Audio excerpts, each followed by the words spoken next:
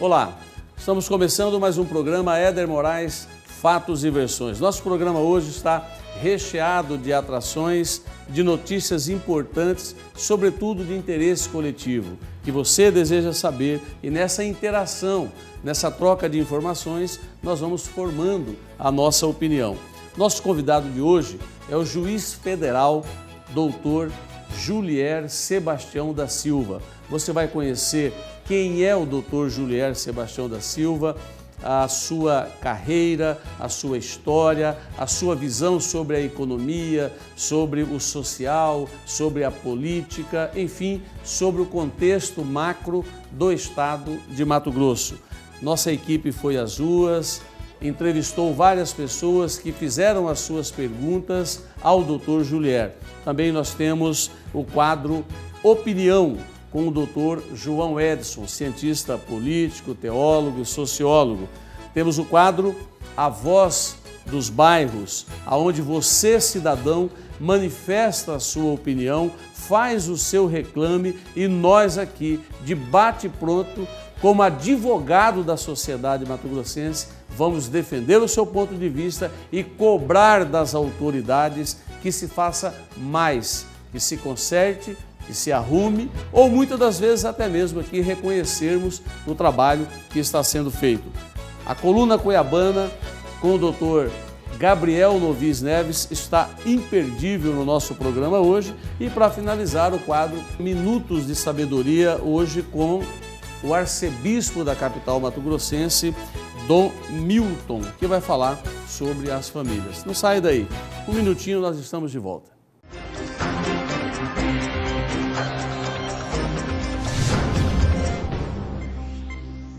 Escolha morar no Condomínio Passem ou Condomínio Vivere e ganhe uma viagem para Punta del Este, mais desconto de R$10.000. Aproveite essa oportunidade, compre sua casa e ganhe suas férias. Construtora Fatex.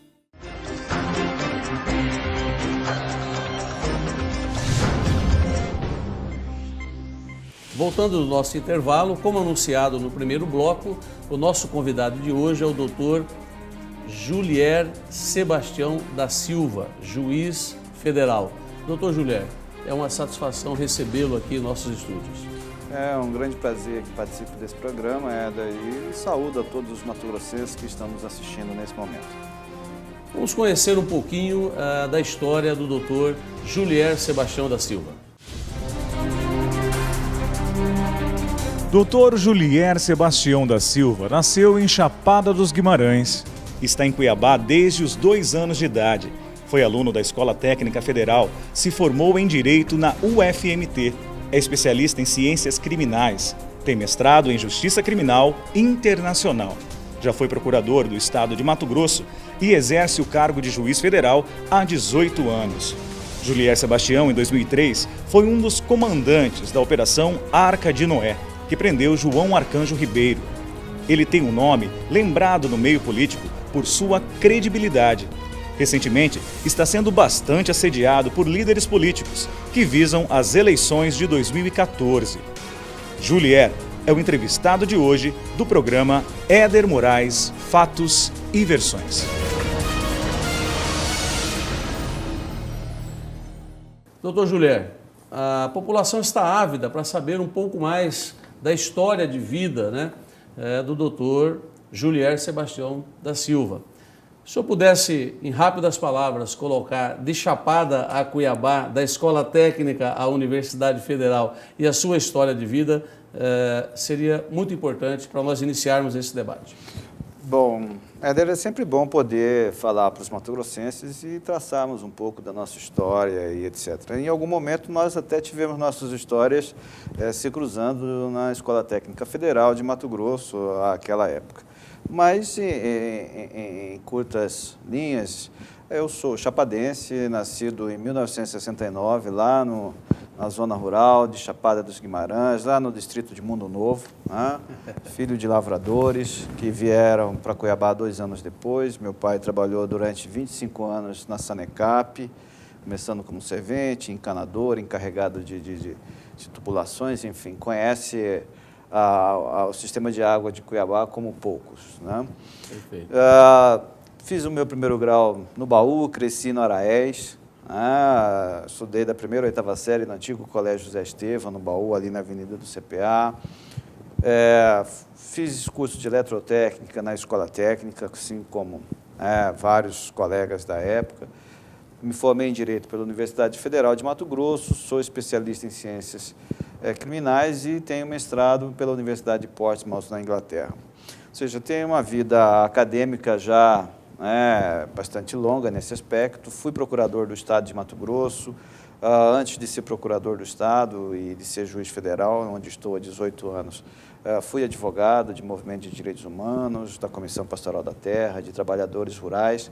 Enfim, tenho uma vida ligada ao Estado de Mato Grosso, né? Ou seja, cresci junto com esse Estado, conheço os nossos irmãos mato-grossenses, porque sou daqui e aqui nasci, vivo e aqui constituí minha família, cuiabanos, mato-grossenses, e aqui todos vivemos nós, né? Perfeito. Só relembrando um pouquinho, como o senhor colocou, num passado não muito distante, né? Não pode dizer que foi muito acaba distante. Se cruzando aí as histórias. E eu lembro bem que dessa turma também participava Pedro Tax. Nós tínhamos na Escola Técnica Alexandre César, Mauro Zac. As pessoas daquela época, né? Várias pessoas que hoje ocupam posições de relevância faziam parte ou fazem parte daquela safra, né, que passou sem dúvida por ali. nenhuma, de uma geração, né? Uma geração, verdade. Mas a nossa equipe foi às ruas, doutor Julier, ouvir a população, quais as curiosidades, o que a população deseja saber sobre o posicionamento, sobre a postura, sobre a carreira de um juiz federal, no caso, doutor Julier Sebastião da Silva. Você sabe o que faz um juiz federal? Não. Não faz nem ideia. Não. Não sei, Não faz ideia? não faço ideia. Não faz ideia. Não faço ideia. Não. Não, sei não. Sei não. Doutor Julier tem uma oportunidade única, já que o nosso programa tem uma audiência maciça, está em praticamente 5 canais de televisão, em breve vai estar no rádio, além de estar na internet para o mundo todo. Então a população, você percebe, não sabe discernir bem o papel de um juiz federal, de um juiz também mais da vara estadual, vamos dizer assim, né? Dúvida. E se o senhor pudesse esclarecer essa dúvida, é importante. Olha, Éder, efetivamente o Brasil ainda está, a sua população ainda está tendo um contato mais direto com com informações que são de cunho público, né? Até para poder se orientar, para poder reivindicar, para poder solicitar que o poder público, de alguma forma, melhore a sua vida, né? Então é importante a população saber o que faz um prefeito, o que faz um vereador, o que faz um secretário, o que faz um governador, um deputado estadual, federal, senador, governador, e também saber o que faz um juiz de direito, um juiz federal.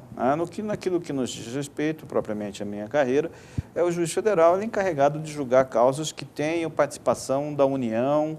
A União é o governo federal, né, das suas autarquias, como o INSS, INCRA, empresas públicas como a Caixa Econômica Federal. Ou seja, essas são as causas que são julgadas pela Justiça Federal. Crimes que envolvam mais de um Estado, que envolvam questões internacionais, enfim. Isso é tudo de competência da Justiça Federal. Especificamente ao trabalhador, interessa saber muito que é onde se julgam as causas do INSS, como aposentadoria, pensões por mortes. Então, o juiz federal é para isso, né? A gente identifica... O senhor tem recebido e recebe, não só na vara onde o senhor atua, mas todos os seus colegas juízes federais, demandas em várias áreas que envolvem a União, como o senhor colocou. Sem dúvida. Propriamente recursos na área de educação. São recursos na área de educação, saúde, estradas, envolvendo o DENIT, envolvendo o FGTS, o Fundo de Garantia por Tempo de Serviço, né? Meio ambiente. Meio ambiente, tributação, por exemplo, uma das questões hoje muito discutidas é em relação às faturas de energia elétrica e de telefonia, por exemplo, em que se discute se deve se incluir nos preços ou nas tarifas desses serviços impostos federais ou contribuições, tributos federais, se isso deve ser cobrado da população ou da concessionária, enfim. Essas questões todas são de repercussão federal e são de competência para um juiz federal decidir.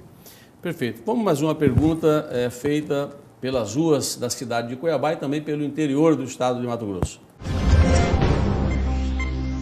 Julier, por que você acha que os processos demoram tanto para ser julgados?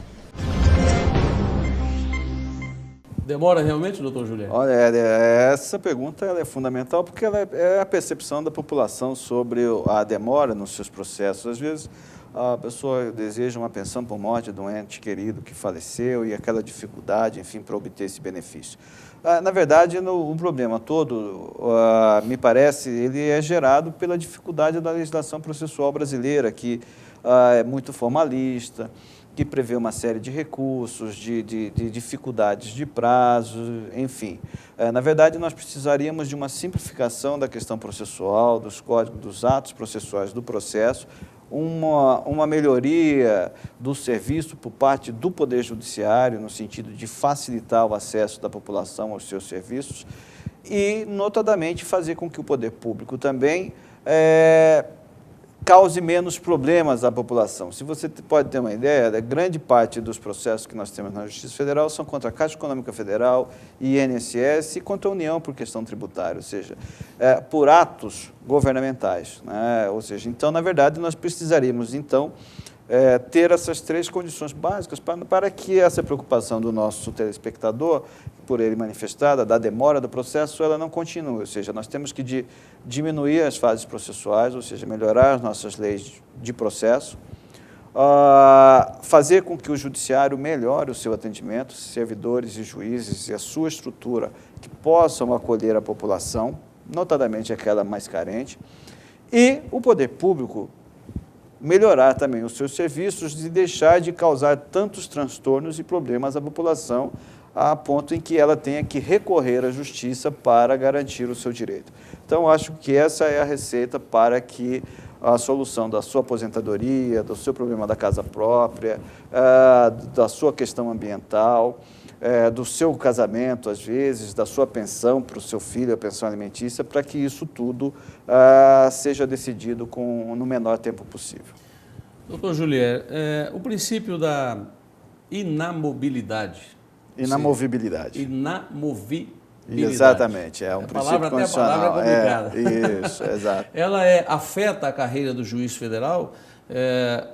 Um exemplo, o senhor serve hoje aqui no estado de Mato Grosso, nessa circunscrição, vamos dizer assim, nessa jurisdição, mas é possível que exerça a atividade em outro estado por vontade da União ou por vontade própria, ou há uma limitação de atuação? Olha, a democracia brasileira, ela, na sua Constituição, ela assegurou um judiciário independente, né? Ou seja, dizendo que não há um país justo em que não há justiça.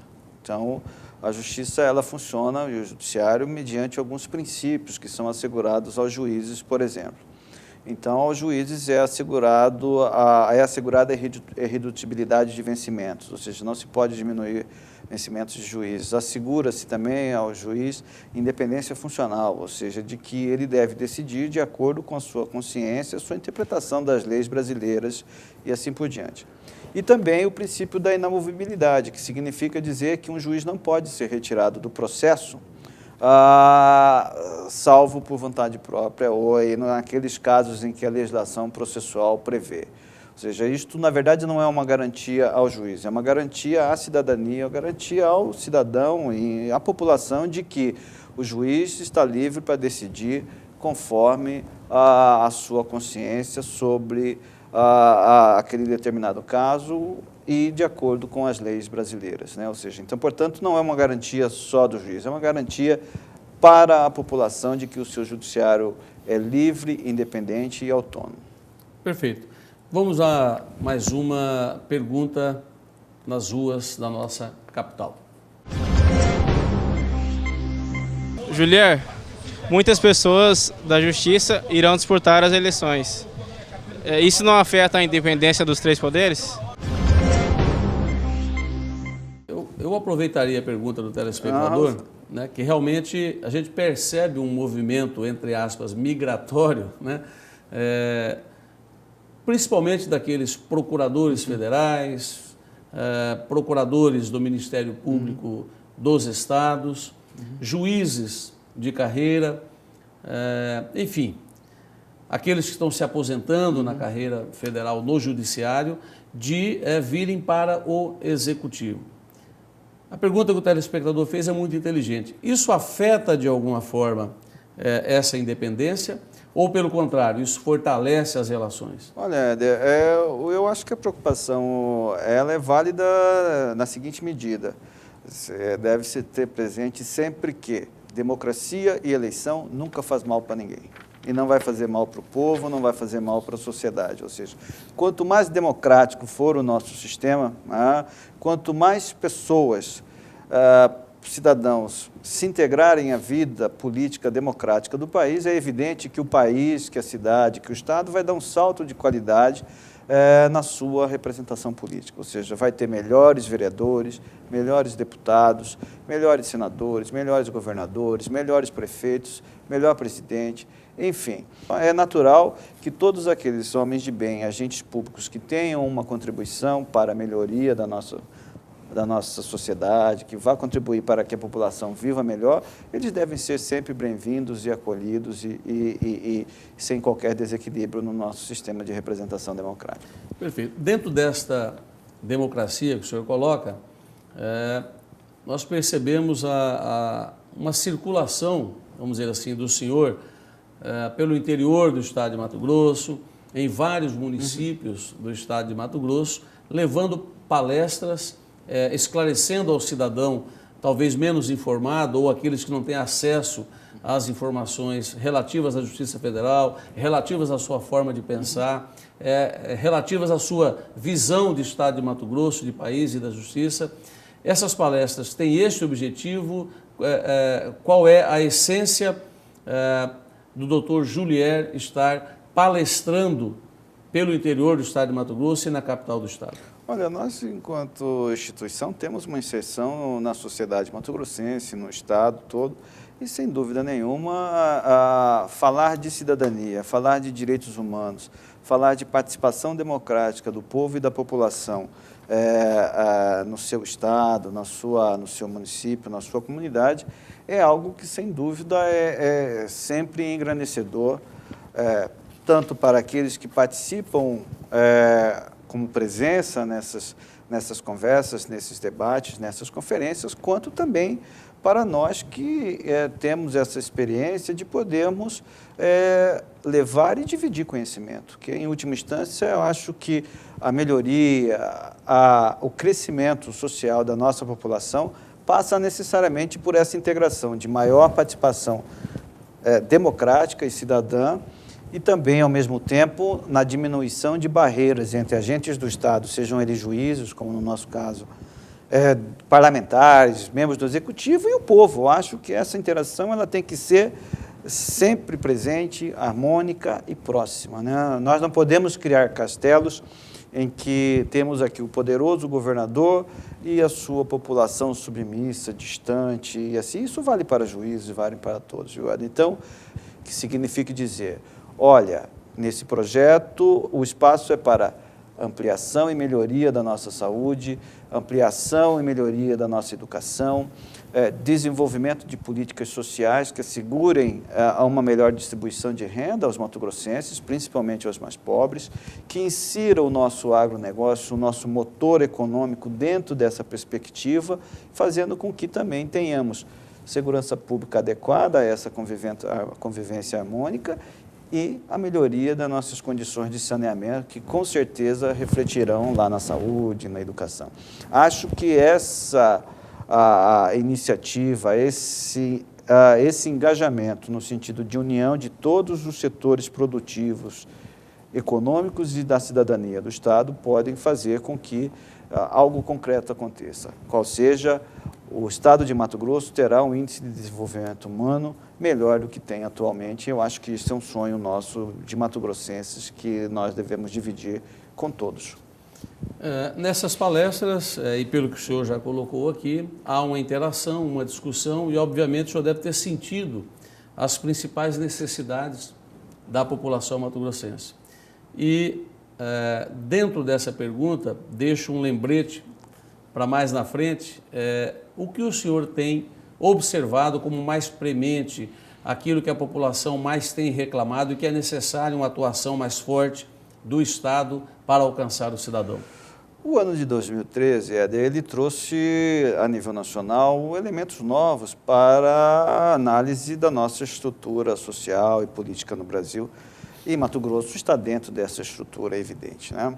Nós sabemos que há uma distorção no IDH do Estado de Mato Grosso, porque há bolsões de riquezas, ilhas de prosperidade no Estado, muito em função do próprio agronegócio. Sem dúvida. Mas existem bolsões também de pobreza que muitas das vezes têm dificuldade de se levar a uma verba federal, até um financiamento de uma certa atividade, porque mascarado por um DH médio do Sem Estado dúvida. todo, eleva e todos acham que aqui está mil maravilhas. O Estado vai ter que identificar adequadamente quais são as suas áreas de empobrecimento, quais são as suas áreas que requerem incentivos oficiais para que desenvolva, qual a sua população que hoje está numa situação de mais dificuldade de sobrevivência e como o Estado pode ajudá-los nesse momento de infortúnio. Ou seja, me parece que isso passa por essa compreensão, por essa nova forma de exercer uma liderança no Estado, que signifique dizer, olha, nós não representamos só estes interesses, nós queremos que todos esses interesses que nos cercam, que eles desaguem no Estado e que o Estado possa planejar e adequar, inclusive para superar essa questão dos bolsões de pobreza no Estado, por exemplo. Ou seja, de você poder direcionar, eu vou dizer uma das regiões que me preocupa muito, que é a questão da juventude na região ali de Cáceres, do Oeste, ou seja, de fronteiriça, nós... né? Fronteiriça, de nós integrarmos essa juventude com escola, com trabalho e fazer com que, por exemplo, não migrem para o narcotráfico naquela região e para outras modalidades delitivas que venham colocar em xeque o próprio futuro dessa geração. Ou seja, isso citei só como exemplo, mas isso nós temos aqui na Baixada Cuiabana também, se formos verificar aqui Jangada, Corizal, Poconé, Livramento, você não precisa andar muito, você vai encontrar famílias inteiras até que não tem sequer certidão de nascimento. Ou seja, e sem certidão de nascimento não tem cidadania nenhuma, porque não tem escola, você nem conta para o Estado. Ou seja, então, vejam que, portanto, que nós temos que juntar o nosso potencial agroeconômico, a nossa riqueza, para diminuir ou, pelo menos, traçar um projeto de médio prazo para que sejam superadas essas dificuldades da nossa população mais carente.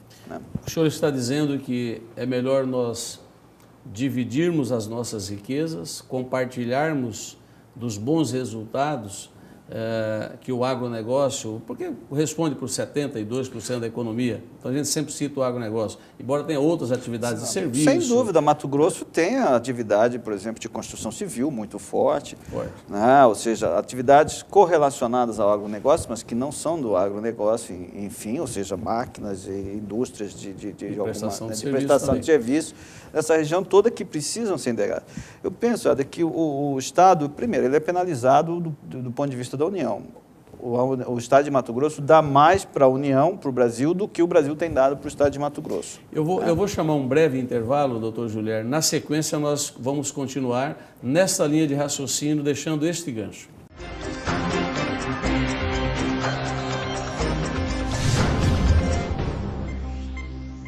A felicidade pede. Viva perto de tudo que te faz bem. Viva no condomínio Passem. Sobrados individualizados de alto padrão com 3 suítes, sendo 2 sacadas. Ampla área de lazer com churrasqueira, piscina e minicampo. Faz bem morar perto do verde. Faz bem morar a 5 minutos do centro. Visite o decorado e descubra este lugar. Condomínio Passem, um empreendimento Fatex Construtora. Vendas 3315-3444.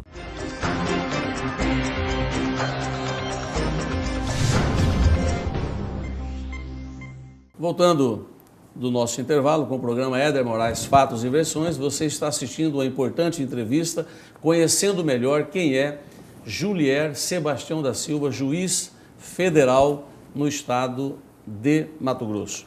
Doutor Julier, o senhor vinha numa linha de raciocínio, nós interrompemos para irmos ao intervalo, onde o senhor falava sobre a nossa produção, que ela é desonerada, né?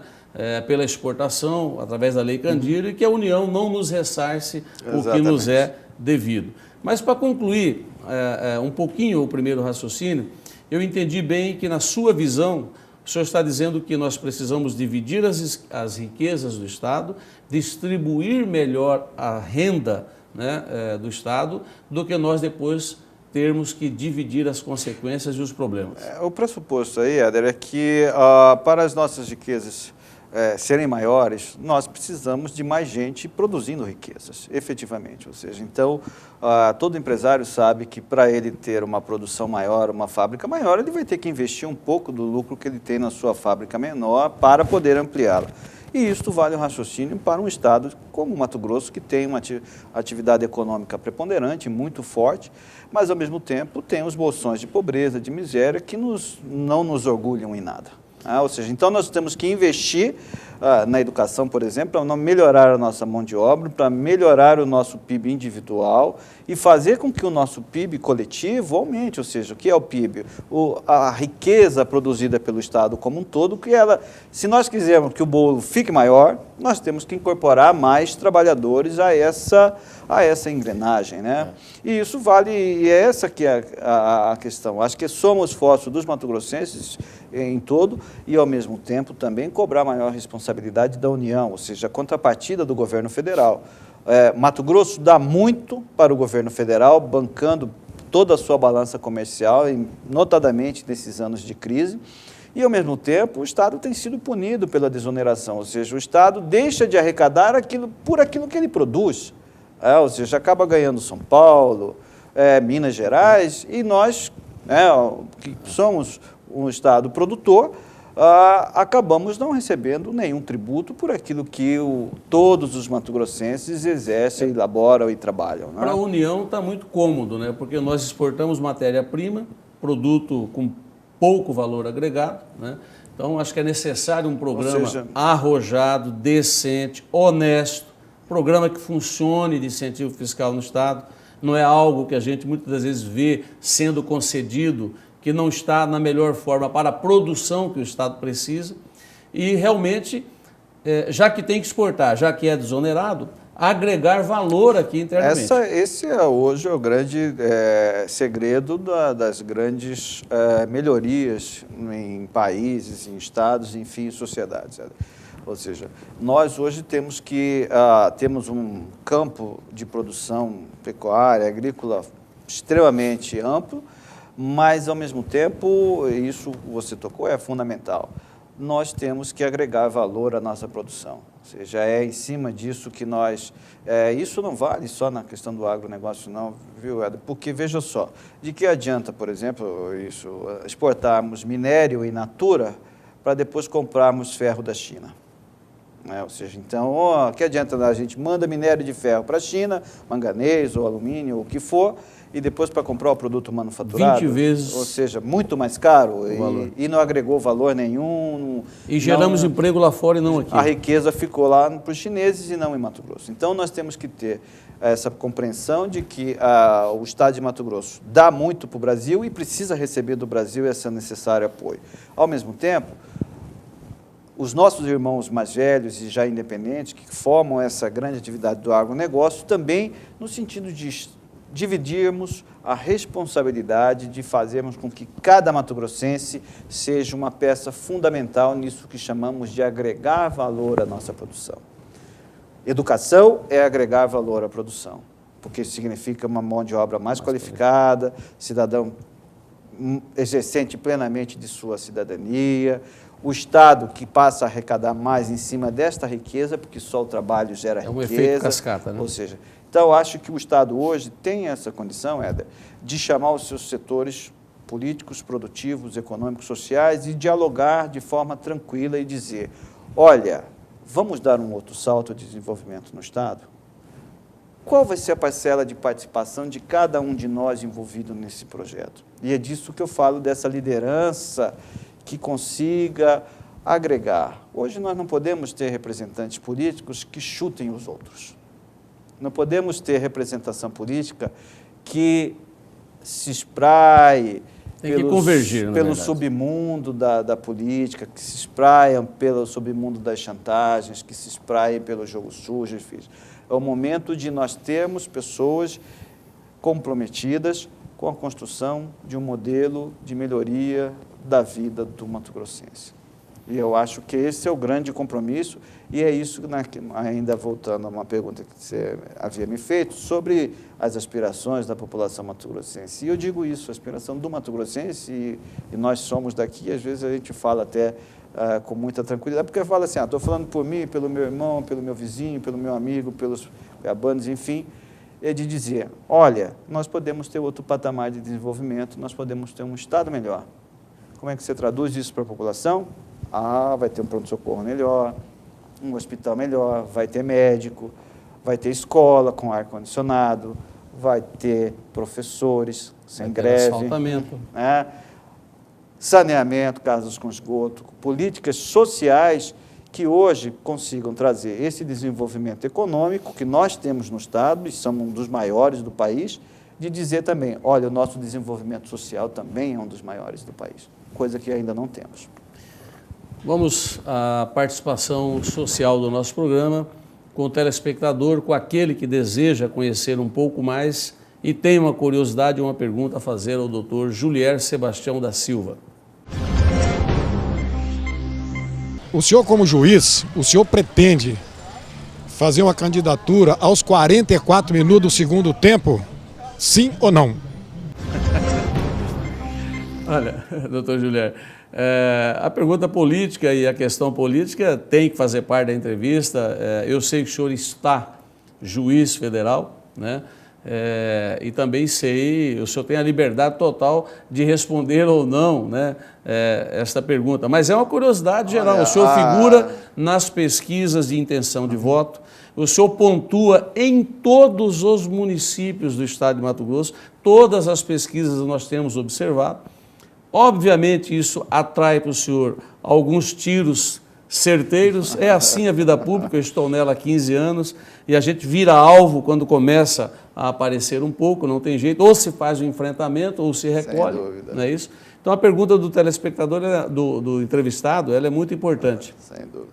Olha, Éder, essa questão ela é relacionada àquilo que nós dissemos antes, né? Ou seja, todos aqueles pessoas de bem que têm uma contribuição a dar para o Estado e que queiram somar, eu acho, nesse projeto de governança com uma liderança que consiga agregar políticas públicas, sociais em favor da população, são sempre bem-vindos. Eu acho que não tem essa questão se é aos 44, 45, que eu já vi campeonato ser decidido aos 49 do segundo tempo, e este ano, particularmente na Libertadores, vi o jogo do Atlético Mineiro, em que o goleiro pegou um pênalti aos 47 minutos do segundo tempo. E eu vibrei muito. Ou seja, o time brasileiro, enfim. O que quer dizer que o importante é aqueles que desejam contribuir para a melhoria do Estado, para o seu desenvolvimento, para que as suas instituições sejam mais fortes, sejam dedicadas à sua população, que garantam políticas, e eu sempre gosto de dizer isso, Éder, que garantam políticas que melhoram a vida dos nossos irmãos mais pobres. Isso eu acho que é o fundamento de qualquer participação. E, nesse sentido, se tiver esse fundamento, pode ser aos 44, aos 46, ao primeiro minuto de jogo, porque é este o fundamento que é o relevante. Vamos a mais uma participação. Julier, você foi disputado por vários partidos. Se você ganhar, isso aumenta a sua responsabilidade? A gente percebe que há uma participação de uma boa camada da população jovem, né? Isso mostra que eles querem participar realmente desse novo momento, dessa questão das ruas. O ano foi muito importante nesse aspecto, né? Demonstrou claramente que a nossa juventude tem um sentido muito forte de ter alguns anseios atendidos pela parte do Estado brasileiro, ou seja, isso vale governo federal, estadual, municipal, ou seja, de que há essa percepção de que o país é grande, e isso é muito tranquilo quando fala padrão FIFA por conta da Copa do Mundo, dizendo, não é que sejam contra a Copa do Mundo, que em sã consciência ninguém efetivamente é, mas de dizer também, olha, nós temos condições de fazer coisas grandiosas, como essas. Então, nós temos condições também de fazer coisas grandiosas como estas aqui. melhorar a educação, colocar as nossas crianças na escola, não ter analfabetos, darmos condições de qualidade para que nossos estudantes e profissionais estejam no mesmo nível daqueles padrões internacionais, enfim, de termos sistemas de saúde adequados à nossa população, à nossa realidade, enfim. São todos padrões que são desejados e eu acho que a juventude compreendeu muito bem isso. E é isso que nós podemos entender desse questionamento colocado pelo nosso conterrâneo aqui, mato-grossense, né? Ou seja, que tipo de salto vai ser dado no Estado? O que é que nós que se coloca na agenda para o Estado para os seus próximos anos? E eu não tenho a menor dúvida sobre isso. O que está na agenda hoje nossa é como vão melhorar a vida do povo mato-grossense. Essa é a pergunta que precisa ser respondida. Quando ele coloca ali que o senhor tem sido disputado por vários partidos, mesmo não estando filiado a nenhum deles, o senhor tem conversado dentro do seu direito democrático, da sua liberdade, da sua imparcialidade, da sua independência. O senhor tem conversado, o senhor tem estado aberto ao diálogo com todos esses partidos para possivelmente a formatação de uma decisão futura? Eu estou há 20 anos no serviço público. Eu sempre fui um servidor público que sempre ouviu muito e que sempre esteve aberto a ouvir dentro da administração pública, dentro daquilo que é de minha responsabilidade, né? E sou cidadão mato-grossense, tenho o maior interesse de que o nosso Estado seja sempre melhor, de que o nosso povo tenha sempre mais segurança social, jurídica, que viva melhor. E, evidentemente, sou um nome público também em razão desse tempo todo, dessa inserção social. E todos têm a liberdade de conversar comigo sobre isso. Eu tenho ouvido, tenho conversado, tenho pensado, mas efetivamente é algo que também vai ser decidido no seu momento apropriado. Enfim, eu particularmente me sinto bastante honrado de ter um irmão mato-grossense, de ter alguém do meu conhecimento aqui, de pessoas que eu desejo e que eu aspiro que tenham uma vida melhor, de dizer, olha, o doutor Julier, em determinado momento, pode ser essa pessoa que venha melhorar a nossa vida. Eu me sinto muito orgulhoso e honrado de ser lembrado, né? Mas tudo tem o seu momento adequado para ser pensado e decidido. E nós vamos aguardar o momento apropriado para considerar todas essas ponderações que eu considero todas com muito carinho e que todas estarão sempre presentes no meu momento de decisão, no meu pensamento. Perfeito. Dentre os entrevistados e nas enquetes que nós fizemos pelas ruas de Cuiabá, a dona Ana Francisca Bezerra surgiu, né, e especificamente com uma questão pontual. Não sei se o senhor vai se lembrar ou se está isso sobre a sua poder de decisão ou não. Nós vamos à participação da dona Ana Bezerra. Julier, meu nome é Ana Francisca Bezerra, trabalhei mais de 20 anos na Sanemat. Estamos com o nosso direito de fundo de garantia nas suas mãos. O senhor se lembra dessa situação? Olha, Éder, na primeira vara tem 3.500 processos em andamento. Eu, particularmente, não tenho como me lembrar especificamente de um processo. Agora, como é questão de FGTS, sem dúvida nenhuma, deve estar na Justiça Federal. E eu só posso dizer à dona Ana Bezerra que, se a ação está em tramitação lá, ela será analisada com todo carinho, com todo o entendimento da importância que é o FGTS para o trabalhador, né? Ou seja, portanto, é uma ação que requer e que está tendo, tenha toda a certeza, a dona Francisca Bezerra, de que esse processo tem sido visto com prioridade, porque se refere a uma imensa gama de trabalhadores e no que se refere ao FGTS. Né? Perfeito. Vamos a mais uma participação do nosso programa. Julier, o senhor teve uma história com o PT, tem história com o PT. O senhor não ficou balançado na hora de escolher aí os partidos que estavam te assediando? Fala para nós. Olha, eu fui filiado à agremiação política na época de universidade, né? Então, eu só de juiz já tenho 18 anos e de formado, acho que formei em 91. Né? Então, é muito tempo, como diz, né? Como é muito tempo, naquela época tinha, até os cabeludos hoje, daquela época, são carecas hoje. Então, as coisas elas não permanecem para sempre, elas vão ser analisadas à medida que forem decididas as questões. Isso, por hora, não está ainda para a decisão. Perfeito. Especificamente, o senhor tem conversado com o PT, PMDB, PR, PSD, PCdoB, pelo menos a gente presencia isso, né, pela imprensa. Essas conversas estão sendo feitas no sentido dessas pontuações, depois puxar-se o laço e agregar a todos? Éder, eu ouço, eu digo assim, uma das coisas que a gente tem de ditado popular, que você vai angariando na vida, é que diz o seguinte: se falar é prata, calar e ouvir é ouro. Né? Então, eu acho que é importante, eu sou uma figura pública no Estado, eu tenho o maior respeito por todas as agremiações partidárias no Estado e no Brasil, conheço a grande parte de seus dirigentes, parlamentares, mantenho relações institucionais, porque somos todos parte de agentes do Estado, agentes estatais, né? E essas questões sobre decisão para A ou B dependem ainda da primeira questão, se vai seguir por esse caminho. Se for, nós vamos ouvir todos e eu me sinto honrado demais de poder ser agraciado com esses convites, com as ponderações de todos que me cercam. E não são só agremiações partidárias, pessoas comuns no posto de gasolina, nas ruas, meus conterrâneos, cuiabanos, chapadenses, mato-grossenses em geral.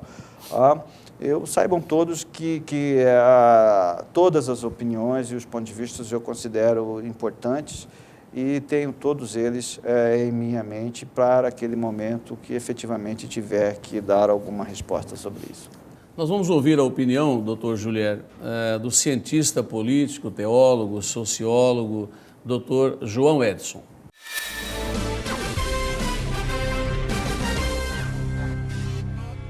As eleições de 2014 têm um grande complicador. É tanto que os outros estados, na sua grande maioria, está bem mais evoluído que Mato Grosso.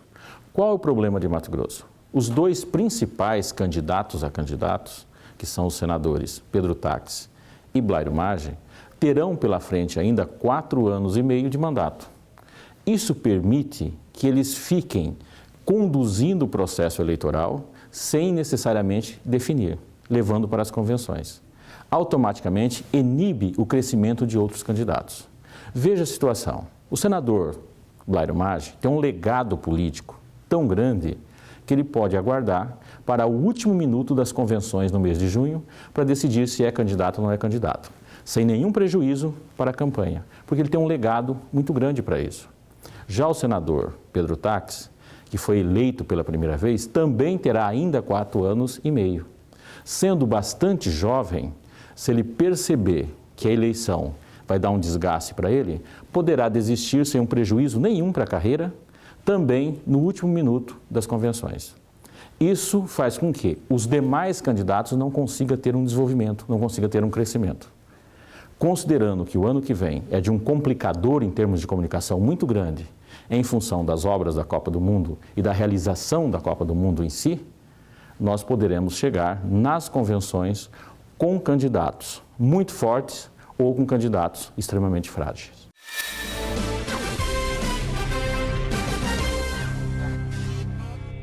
Dentro da opinião do Dr. João Edson, se nós a colocamos de forma até proposital, corre por fora o Dr. Julier Sebastião da Silva? Olha, Éder, essa questão toda ela tem muito tempo ainda. O professor está correto quando diz que as coisas vão ser decididas na metade do ano, sem dúvida nenhuma. Fez análises sobre aqueles homens públicos do Estado com mandato, mas eu continuo dizendo que eu disse isso toda vez que me perguntaram durante o ano, que é cedo para essas questões, justamente por reconhecer essas peculiaridades. Mas para dizer também que as coisas mudam, né, muito tranquilamente. Esses dias eu estava até me recordando da eleição para a Prefeitura de Cuiabá, em que nós tínhamos um candidato eleito, já com uma antecedência até bastante ampla, em que este candidato já eleito prefeito já era também o candidato a governador eleito, em que abriu-se uma disputa em torno de seu vice, e no frigir dos ovos hoje nós não temos vice em Cuiabá. Só em resumo do que aconteceu, ou seja, a eleição se tornou duríssima, um segundo turno duríssimo, enfim. O finado ex-governador Dante de Oliveira chegou também em 2002 a figurar com 72% em pesquisas, aí há poucos meses da eleição, e essa situação se inverteu, enfim. Na verdade, as análises elas são importantes como um todo, mas efetivamente o que deve decidir as questões, as posições todas, são os lados políticos que serão adotados pelos atores políticos. Às vezes pode nem ser nenhum dos senadores. Todo mundo se recorda bem, essa questão de pesquisa é muito relativa.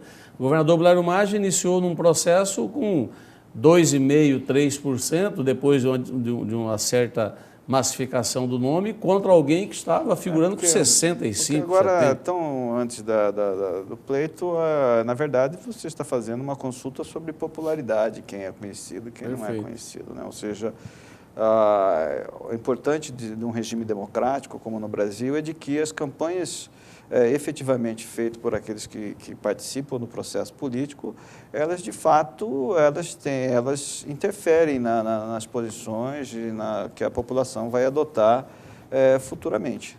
Isso eu acho que é um fato inegável. Doutor Julier, eu vou abrir um tempo para as suas considerações finais, mas antes, dizer à sociedade mato-grossense que nos assiste, que até agora está acompanhando o nosso programa com muita atenção, de que hoje você teve uma oportunidade única de conhecer o ser humano Julier Sebastião da Silva, a sua visão sobre a economia do estado de Mato Grosso, a sua visão social, a sua visão sobre a distribuição de renda que ainda está muito concentrada no estado de Mato Grosso, a sua visão política, humanística, as suas origens e a sua história. E eu deixo, doutor Julier, para que o senhor faça as suas considerações finais e, ao mesmo tempo, agradecendo à sociedade por estar conosco assistindo até agora. Olha, eu agradeço a você, agradeço a sua produção, ao programa, pelo convite que me foi formulado, a oportunidade de poder falar para você, mato-grossense, um pouco sobre a minha pessoa, sobre a nossa realidade, sobre o nosso estado, de debater políticas públicas que são do interesse da população, principalmente dessa mais pobre, mais carente, que mais precisa do Estado, né? Eu sempre me lembro uma vez dizendo que rico não precisa de hospital público, que quem precisa de hospital público é pobre e é a grande maioria da nossa população, né? Então, para esse mato-grossense, enfim, essa oportunidade de poder dialogar com ele. Então, muito obrigado por sua atenção, mato-grossense, muito obrigado, Éder, por propiciar essa conversa que eu acho salutar e que todos os homens públicos deveriam se espelhar e fazê-lo. Muito obrigado a todos. Eu tenho certeza que o senhor tem muito a contribuir com o estado de Mato Grosso e o que está escrito ninguém apaga. Desejo ao senhor toda a sorte do mundo e que no caminho que o senhor escolher, que o senhor tenha o maior sucesso possível. Muito obrigado pela presença em nosso Obrigado. estúdio. Obrigado.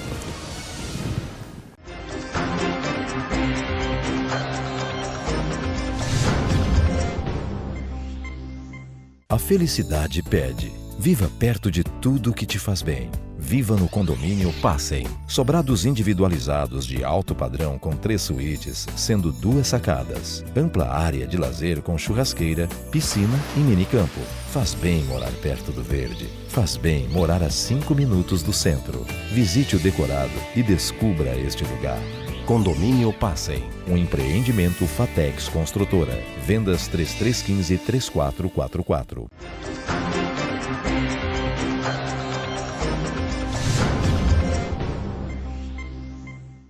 Voltando do nosso intervalo, você pôde acompanhar no bloco anterior uma importante entrevista com o juiz federal, Dr. Julier Sebastião da Silva. Eu acho que essa entrevista mostra bem para a sociedade mato-grossense quem é este homem, este juiz federal, o seu ponto de vista, e com certeza todos aqueles que não o conheciam passaram a conhecê-lo melhor e compartilhar ou não das suas opiniões, do seu ponto de vista ou da sua visão. O que é mais importante é que você pôde, com essa entrevista, formar a sua opinião sobre a visão crítica dos fatos. Nós vamos agora ao quadro Voz dos Bairros.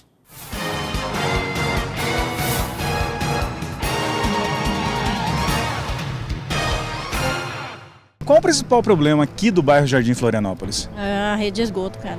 Nossa, a rede de esgoto aqui tá feia. A água tem que ser direto. E a água tem vezes que vem um dia sim, um dia não vem. O problema lá aqui em Jardim Florianópolis é problema de asfalto, que não tem. A rua é tudo desse jeito.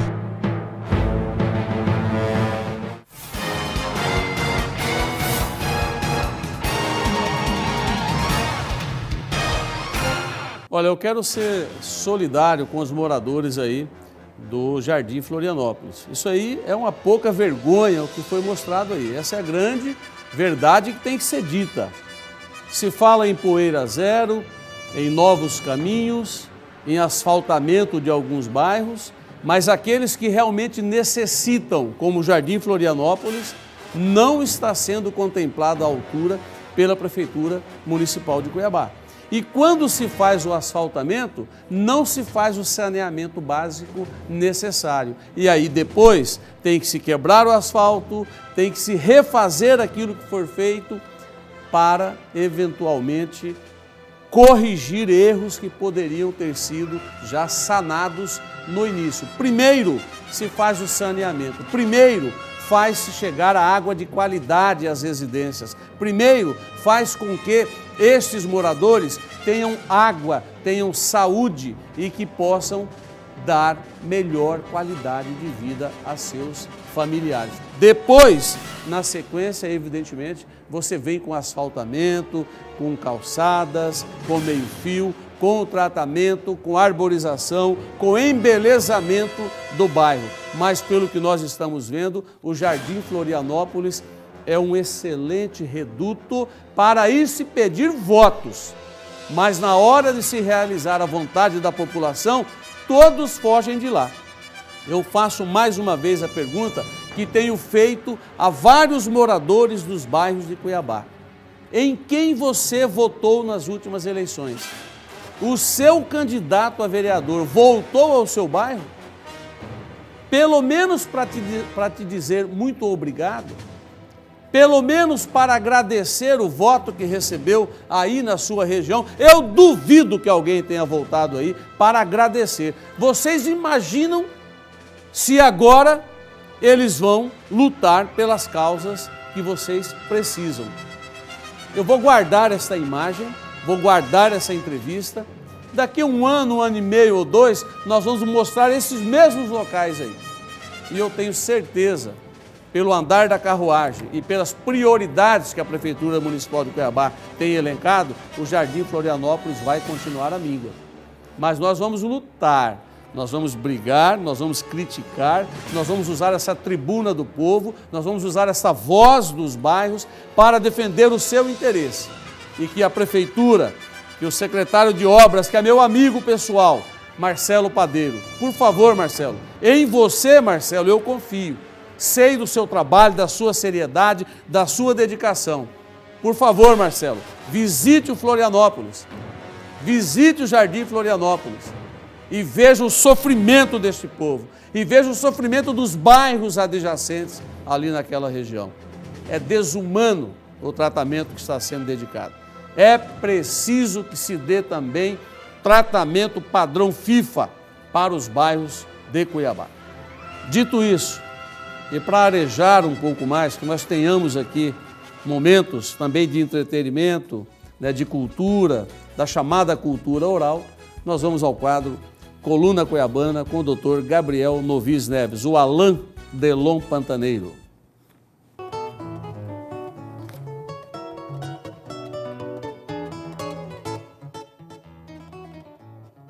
Helder, hoje eu vou falar sobre um dos maiores traumas vividos pelo povo cuiabano. Eu acho que não é do seu tempo, você é muito novo. mas as pessoas da década de 60, dessa geração, lembram muito bem, e os antigos, então, eles não esquecem nunca, que foi a demolição da catedral. E essa demolição da catedral até hoje rende longos e longos papos. Eu fui criado, eu nasci no Centro Histórico, quer dizer, Rua de Baixo. Eu fui criado na Praça da República, onde fica a Igreja Catedral. O meu pai tinha o bar bem na esquina, entre a Praça da República e a Praça Lencastre. Então ali era minha vida. Eu fiz a primeira comunhão na Catedral, eu vivia na Catedral. Eu fui afilhado de Dom Aquino e ajudava as missas de Dom Aquino. Eu toquei o sino no dia que acabou a guerra, Segunda Guerra Mundial. Então a Catedral era minha casa. E eu vi a Catedral nos bons tempos, no apogeu. Depois eu vi a decadência do prédio da Catedral. E eu me lembro que uma das últimas vezes que eu fui à Catedral, os altares já estavam todos desmontados. Você não tinha mais os altares, os santos estavam recolhidos. E aquelas paredes de chão batido, aquilo estava tudo encostado com aquelas madeiras, etc. e tal, e corria o risco de um desabamento. O arcebispo era Dom Orlando. Coitado de Dom Orlando, ele substituiu um mito, que foi Dom Aquino. Então é difícil substituir mito. Mas ele, ante a iminência, e a população mesmo começou a deixar de frequentar a catedral, porque ia cair. E tem mais uma coisa, Éder, que a população não sabe. Essa catedral que foi demolida não era mais a catedral original. Porque a catedral original, ela só tinha uma torre. Aí alguém com espírito de modernização colocou outra torre. Mas em cima de um prédio colonial que foi feito de quê? De terra batida, não tinha cimento, não tinha ferro, não tinha nada. Então já houve uma sobrecarga, houve um erro técnico quando construíram a segunda torre. Mas era muito bonita a catedral. E o Dom Orlando chamou uma comissão de engenheiros do mais alto nível de Cuiabá, um parecer técnico. O parecer técnico é o seguinte: naquela ocasião, hoje não, mas naquela ocasião, não existia tecnologia para recuperar a catedral. Então aconselharam a demolir a catedral e foram jogadas bombas. E até hoje o cuiabano tem trauma dessa bomba. Agora, não sei por que o cuiabano não tem trauma quando ele viu acabar, destruir todo o centro histórico de Cuiabá. Difícil, não é, Éder? Difícil entender o cuiabano e certas coisas de Cuiabá. Nossa catedral.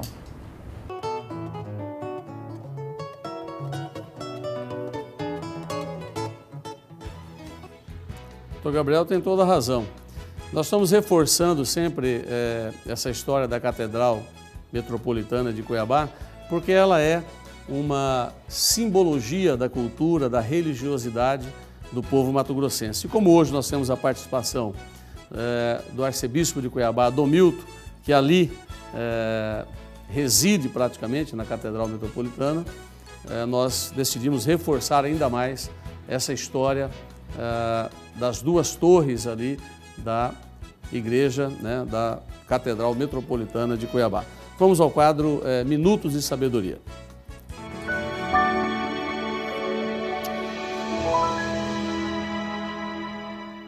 Oi, Éder, aqui sou eu, Dom Milton Santos, arcebispo da Arquidiocese de Cuiabá, da Igreja Católica.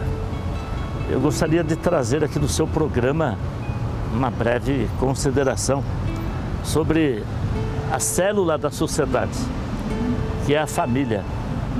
E em todos os recantos, os organismos da sociedade tem uma preocupação. Tantas vezes a família é muito explorada, é deturpada, e nós falamos, é lógico, a família no conceito de Deus, porque a pessoa humana foi criada à imagem e semelhança de Deus. O homem deixa a sua casa, a mulher deixa a sua casa, e os dois serão uma única realidade no amor. Então deixo aqui uma bênção muito especial para a família que está aí acompanhando esse programa, o seu programa. Éder, um grande abraço final feliz de 2013 e 2014 muito melhor ainda.